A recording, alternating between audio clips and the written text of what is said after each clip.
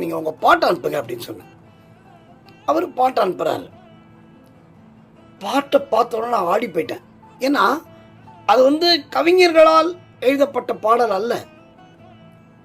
ஸ்ரீ ஸ்ரீ ஸ்ரீ பிரம்மஸ்ரீ சித்தர் சுவாமிகள் எழுதின பாடல்கள். பாட்டு பார்த்தோன்னே மிரண்டு போயிட்டேன். அதோட வரிகள், அந்த வரிகளோட தாக்கம் என்னடா அது, இது நம்ம பண்ண முடியுமா? சித்தர் வழிபாடு என்பது சாதாரண விஷயம் இல்லை. சித்தர்கள் ஆசைப்பட்டாதான் நம்ம பண்ண முடியும். இது இது இதுதான் நடைமுறையான அனுபவம். எல்லாருக்குமே அது நடந்திருக்கும்.